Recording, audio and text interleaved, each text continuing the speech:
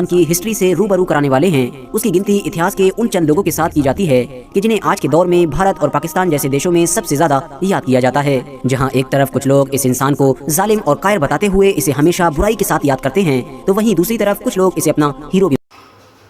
अस्सलाम वालेकुम वरहमतुल्लाहि वबरकातुहू। उम्मीद है आप लोग सब खैरियत से होंगे। मैं भी अल्हम्दुलिल्लाह अल्लाह का लाख लाख शुक्र है, सन खैरियत से हूँ।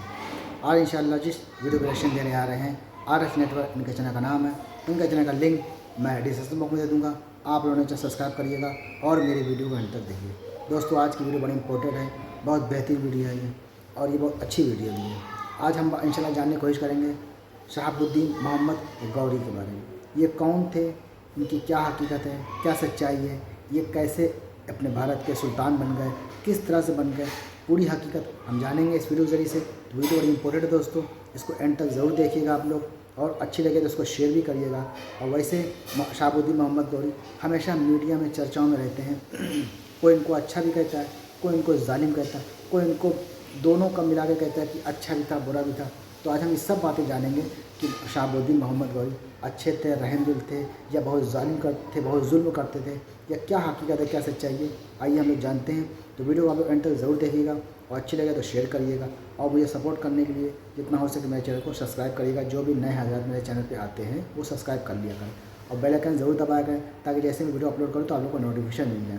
और इस तरह की तमाम हिस्ट्री में जो भी लोग इंटरेस्ट रखते हों वो मेरे चैनल को ज़रूर से ज़रूर सब्सक्राइब करें, क्योंकि मेरे चैनल पर आपको हर मतलब जितने ही बादशाह गुजरे हैं कोशिश करता हूँ मैं सबके वीडियो अपलोड करने के लिए। और आपको भी अगर किसी बादशाह पे वीडियो देखना है या जो भी है तो कमेंट करके अपनी हमें राय बताएं। तो चलिए आइए बिना देरी के वीडियो स्टार्ट करते हैं, फिर बात करते हैं।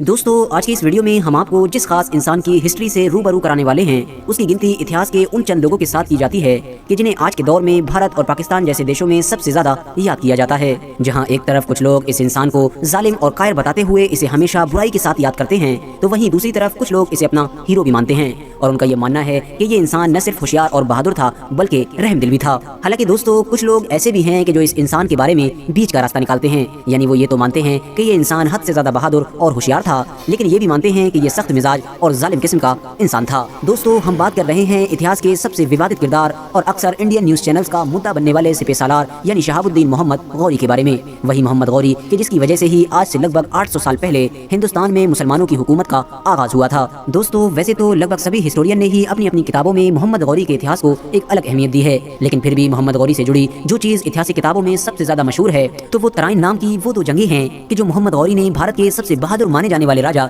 यानी पृथ्वीराज चौहान से लड़ी थी। फिलहाल दोस्तों, आज की इस वीडियो में हम आपको मोहम्मद गौरी की पूरी हिस्ट्री बताने वाले हैं। दोस्तों, मोहम्मद गौरी की पैदाइश 1149 में अफगानिस्तान के गौर इलाके में हुई थी। वही गौर इलाका कि जो न सिर्फ अपने दौर में एक मशहूर रियासत था बल्कि साथ ही साथ गजनवी सल्तनत के अंडर में काम किया करता था। वही गजनवी सल्तनत कि जिसकी बुनियाद सुल्तान महमूद गजनवी ने रखी थी। लेकिन दोस्तों, सुल्तान महमूद गजनवी के बाद जब धीरे धीरे ये सल्तनत कमजोर होना शुरू हुई तो दूसरी छोटी छोटी रियासतों की तरह ही गौरी सल्तनत के हुक्मरान यानी अलाउद्दीन ने भी अपने आप को एक आजाद रियासत घोषित कर लिया, और बस यहीं से गौरी सल्तनत की बुलंदियों का सफर शुरू हो गया। अलाउद्दीन की मौत के बाद उसकी ये गौरी नाम की छोटी सी सल्तनत उसके 2 भतीजों के हिस्से में आई, जिसमें से एक का नाम गयासुद्दीन तो दूसरे का नाम शहाबुद्दीन था। वही शहाबुद्दीन कि जिसे आज पूरी दुनिया सुल्तान शहाबुद्दीन मोहम्मद गौरी के नाम से जानती है। दोस्तों, अलाउद्दीन के बाद गौरी सल्तनत का सुल्तान तो भले ही गयासुद्दीन को बनाया गया था, लेकिन सल्तनत की लगभग पूरी ही जिम्मेदारी शहाबुद्दीन के कंधों पर दी गई थी। सुल्तान गयासुद्दीन ने न सिर्फ शहाबुद्दीन मोहम्मद गौरी को अपना नायब बनाया बल्कि अपने फौज की कमान भी सौंप दी थी, और शायद सुल्तान गयासुद्दीन का ये फैसला उनकी नजर में उनकी जिंदगी का सबसे अच्छा फैसला रहा होगा, क्योंकि दोस्तों जैसे ही मोहम्मद गौरी को फौज की कमान सौंपी गई थी वैसे ही गौरी सल्तनत ने बड़ी तेजी के साथ बढ़ना शुरू कर दिया था। मोहम्मद गौरी इतना ज्यादा बहादुर और होशियार था कि कोई भी इंसान उससे लड़ने के लिए उसके सामने आने से पहले 10 बार सोचा करता था। यही वजह थी कि मोहम्मद गौरी ने देखते ही देखते बहुत जल्द ही पेशावर, मुल्तान, लाहौर जैसे इलाकों के साथ साथ सिंध का पूरा इलाका भी फतह कर लिया था, और बहुत जल्द ही छोटी सी गौरी सल्तनत अब एक बड़ी सल्तनत में बदल चुकी थी। लेकिन दोस्तों, पाकिस्तान और अफगानिस्तान के ज्यादातर इलाके पर अपनी सल्तनत को कायम करने के बाद अब मोहम्मद गौरी के सामने सबसे खतरनाक चैलेंज था। न सिर्फ सबसे खतरनाक बल्कि ये चैलेंज मोहम्मद गौरी की जिंदगी का सबसे बड़ा चैलेंज भी था, और ये चैलेंज कोई और नहीं बल्कि भारत के इतिहास के सबसे बहादुर राजाओं में से एक राजा यानी पृथ्वीराज चौहान था। वही पृथ्वीराज चौहान कि जिसका राज उस दौर में आज के दौर के मध्य प्रदेश, राजस्थान, उत्तर प्रदेश जैसे बड़े इलाकों पर फैला हुआ था। हरियाणा और पंजाब के वो इलाके के जो उस वक्त तक मोहम्मद गौरी के कंट्रोल में नहीं आए थे, वो भी पृथ्वीराज चौहान के अंडर ही में आया करते थे। यानी अगर हम ये कहें कि पृथ्वीराज चौहान का राज ही उस दौर में भारत का सबसे बड़ा और सबसे ताकतवर राज था, तो शायद गलत नहीं होगा, क्योंकि वरना तो पूरा भारत ही छोटे छोटे टुकड़ों में बटा हुआ था। दोस्तों, इतिहासकार लिखते हैं कि शहाबुद्दीन मोहम्मद गौरी ने पृथ्वीराज चौहान की तरफ सबसे पहले एक खत रवाना किया, जिस खत में ये लिखा हुआ था कि जितना जल्दी हो सके तुम हमारी इताअत कबूल कर लो, वरना तो हमसे जंग करने के लिए तैयार हो जाओ। लेकिन दोस्तों, पृथ्वीराज चौहान ने मोहम्मद गौरी की ये बात मानने से इनकार कर दिया, जिसके जवाब में मोहम्मद गौरी पृथ्वीराज चौहान की सल्तनत पर हमला करने के इरादे से अपनी फौज लेकर निकल पड़ा। जैसे ही पृथ्वीराज चौहान को इस बात की खबर हुई, तो पृथ्वीराज चौहान ने भी फौरन जंग करने की तैयारी शुरू कर दी। पृथ्वीराज चौहान के पास भी एक हद से ज्यादा बड़ी फौज मौजूद थी। साथ ही साथ पृथ्वीराज चौहान की फौज में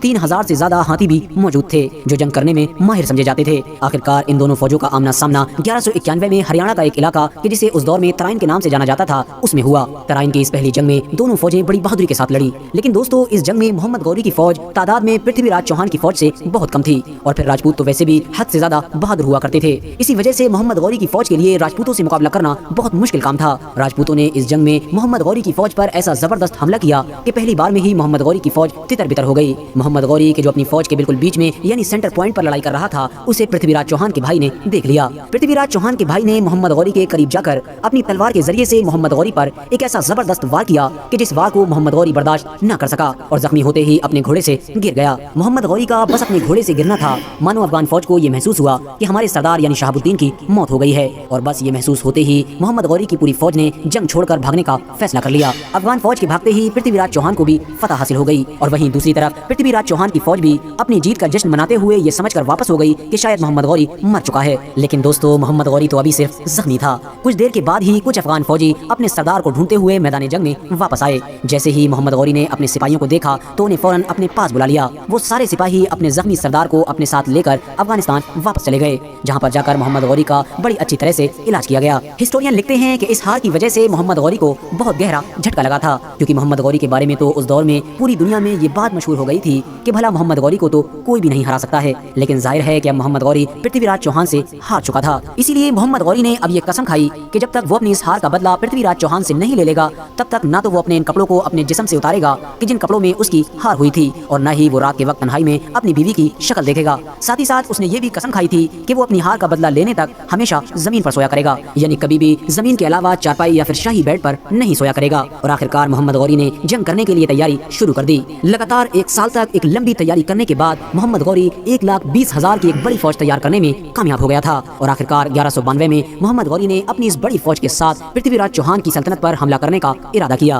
क्योंकि दोस्तों, मोहम्मद गौरी की ये भी ख्वाहिश थी कि वो पृथ्वीराज चौहान को उसी जगह पर हराए कि जहाँ पर उसे हराया गया था। इसीलिए वो अपनी पूरी फौज को लेकर तराइन के उसी मैदान में पहुंचा कि जहाँ पर तराइन की पहली जंग हुई थी। दूसरी तरफ पृथ्वीराज चौहान को जब इस बात की खबर हुई कि मोहम्मद गौरी 1,20,000 की एक बड़ी फौज लेकर हमसे मुकाबला करने के लिए आ रहा है, तो पृथ्वीराज चौहान ने भी अपनी एक बड़ी फौज को इकट्ठा करना शुरू कर दिया। और हैरानी की बात यह है कि पृथ्वीराज चौहान अपने आसपास के छोटे छोटे राजाओं को अपने साथ मिलाने में कामयाब भी हो गया था, जिसकी वजह से अब पृथ्वीराज चौहान की फौज 3 लाख से भी ऊपर निकल गई थी। साथ ही साथ पृथ्वीराज चौहान की फौज में 2000 से लेकर लगभग 3000 तक हाथी भी मौजूद थे। ये वही हाथी थे कि जो जंग करने में माहिर हुआ करते थे। आखिरकार 1192 में ये दोनों फौजें एक बार फिर से उसी तराइन के मैदान में आमने सामने हुई कि जिसमें एक बार पहले भी हो चुकी थी। दोस्तों, क्योंकि पहली जंग में राजपूतों ने मोहम्मद गौरी की फौज को बड़ी जबरदस्त तरीके से हराया था, इसीलिए इस जंग में भी पृथ्वीराज चौहान की फौज के हौसले हद से ज्यादा बुलंद थे, और उन्हें इस बात का यकीन था कि हम हर हाल में जीत जाएंगे। क्योंकि दोस्तों, इस बार तो पृथ्वीराज चौहान की फौज मोहम्मद गौरी की फौज से लगभग तिगनी थी, क्योंकि जहां एक तरफ मोहम्मद गौरी के पास सिर्फ और सिर्फ 1,20,000 की फौज थी, तो वहीं दूसरी तरफ पृथ्वीराज चौहान के पास 3 लाख से भी ज्यादा फौज मौजूद थी। जंग से सिर्फ एक दिन पहले पृथ्वीराज चौहान ने मोहम्मद गौरी की तरफ एक खत रवाना किया, जिस खत में ये लिखा हुआ था कि ऐ शहाबुद्दीन, तुम्हें अगर अपनी जान प्यारी नहीं है तो कम से कम अपने गरीब सिपाहियों पर रहम करो। अगर तुम अभी भी वापस चले जाओगे तो हम तुम्हारा रास्ता नहीं रोकेंगे और तुम्हें आराम से जाने दिया जाएगा, लेकिन अगर तुम हमसे लड़ने की कोशिश करोगे तो याद रखो, न तुम सिर्फ हमसे हारोगे बल्कि जलील होकर तुम्हें भागना भी पड़ेगा। ये पढ़कर मोहम्मद गौरी ने बड़े सब्र से काम लिया, क्योंकि दोस्तों, मैं आपको पहले भी बता चुका हूँ कि मोहम्मद गौरी ताकतवर होने के साथ साथ बहुत होशियार और बहादुर भी था। इसीलिए उसने पृथ्वीराज चौहान के इस खत का बड़ी समझदारी के साथ जवाब दिया, और जवाब में लिखा कि ऐ पृथ्वीराज चौहान, क्योंकि मैं अपनी सल्तनत का खुद सुल्तान नहीं हूँ, बल्कि मैं तो अपनी फौज का सिपह सालार हूँ, और मेरी सल्तनत का सुल्तान मेरा बड़ा भाई गयासुद्दीन है। इसीलिए मैं तुमसे सुलह करने से पहले अपने भाई की इजाजत लूंगा, उसके बाद तुमको जवाब दूंगा। जैसे ही ये खत पृथ्वीराज चौहान के पास पहुंचा, तो राजपूत फौज को मोहम्मद गौरी की ये नरमी देखकर ऐसा महसूस हुआ कि मानो अब जंग टल जाएगी, और इसीलिए पूरी राजपूत फौज रात में जंग की तैयारी करने की बजाय अपने जश्न में बिजी रही। वहीं दूसरी तरफ शहाबुद्दीन मोहम्मद गौरी ने रात ही में अपनी फौज को तैयार करना शुरू कर दिया था। और बड़ी मेहनत के साथ वो अपने फौजियों को उस जंग के लिए तैयार कर रहा था कि जो अगले दिन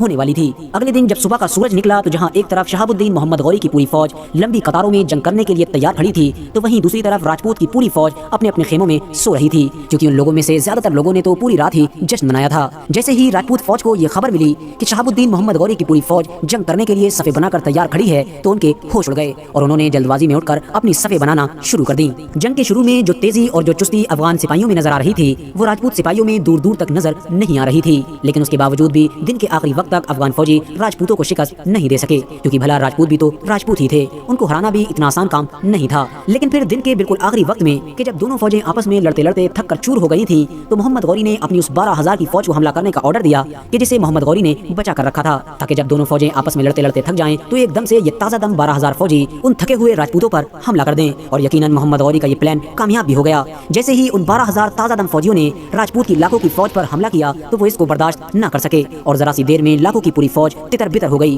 और कुछ देर के अंदर ही वो इन 12,000 फौजियों से न लड़ पाने की वजह से भागने पर मजबूर हो गए। पृथ्वीराज चौहान जो खुद एक हाथी पर सवार होकर लड़ रहा था, उसने जब अपनी फौज को भागते हुए देखा तो वो भी अपने हाथी से उतर गया, लेकिन हाथी से उतरते ही फौरन उसको गिरफ्तार कर लिया गया और फिर कैद में ही पृथ्वीराज चौहान को कत्ल भी कर दिया गया था। हालांकि दोस्तों, बहुत सारे इतिहासकारों का ये भी मानना है कि पृथ्वीराज चौहान को कैद में नहीं बल्कि खुद उसकी सल्तनत की राजधानी यानी अजमेर लाकर कत्ल किया गया था। इसके अलावा भी पृथ्वीराज चौहान की मौत से जुड़ी और भी बहुत सारी बातें लोगों के बीच में घूमती रहती हैं। मोहम्मद गौरी की इस जीत के साथ ही गौरी सल्तनत भी अब बहुत बड़ी हो चुकी थी, जो अफगानिस्तान और पाकिस्तान के इलाके के साथ साथ भारत के भी बिहार के इलाके तक फैल चुकी थी। इस जीत के फौरन बाद मोहम्मद गौरी ने भारत के अपने जीते हुए लगभग सभी इलाकों को अपने गुलामों के हवाले किया और वो खुद गजनी की तरफ रवाना हो गया। उसी दौर में ही मोहम्मद गौरी के भाई यानी गयासुद्दीन का भी इंतकाल हो गया था, जिसकी वजह से अब उनकी मौत के बाद गजनी के लोगों ने शहाबुद्दीन मोहम्मद गौरी को अपना सुल्तान बना लिया और बस यहीं से मोहम्मद गौरी को अब सुल्तान शहाबुद्दीन मोहम्मद गौरी के नाम से भी जाना जाने लगा। दोस्तों, मोहम्मद गौरी की क्योंकि कोई औलाद नहीं थी, इसीलिए वो अपनी जिंदगी में अक्सर ये कहा करते थे कि मेरे वारिस मेरे गुलाम हैं, और यही वजह थी कि जब मोहम्मद गौरी का इंतकाल हुआ तो उनकी सल्तनत उनके गुलामों में ही बांट दी गई थी। भारत के जीते हुए तमाम इलाके मोहम्मद गौरी के उस गुलाम के हाथों में आए कि जिसे आज हम सब लोग कुतुबुद्दीन ऐबक के नाम से जानते हैं। वही कुतुबुद्दीन ऐबक के जो न सिर्फ हमारे देश भारत के पहले मुस्लिम सुल्तान थे, बल्कि साथ ही साथ उन्होंने उस कुतुब मीनार की भी बुनियाद रखवाई थी कि जो आज पूरी दुनिया में मशहूर है। तो दोस्तों, ये था हमारा रिएक्शन जो हमने जाना शहाबुद्दीन गौरी के बारे में, उनका पूरा इतिहास, पूरी हकीकत जान ली हमने कि वो कैसे इंसान थे और किस तरह के इंसान थे। सब कुछ तफसील से इस वीडियो ज़रिए से बता दिया गया। दूसरी बात, उनकी कोई भी अपनी औलाद नहीं थी, तो उन्होंने खुद वसीयत कर दी थी कि मेरे मरने के बाद मेरे ग़ुलाम ही इस सल्तनत के वारिस होंगे। तो सब जो भी ग़ुलाम थे, सब सल्तनत अलग अलग तस्लीम करके सबको बांट दी गई। तो ये था हकीकत शहाबुद्दीन मोहम्मद गौरी की पूरा इतिहास, पूरी कहानी जी थी जो हम लोगों ने देखा आज। हम लोग को ये वीडियो, उम्मीद है आपको वीडियो अच्छी लगी होगी। वीडियो अच्छी लगी हो तो उसको शेयर करिएगा। हम आपसे मिलेंगे अब नेक्स्ट वीडियो में। तब तक के लिए अस्सलाम वालेकुम वरहमतुल्लाहि वबरकातुहू।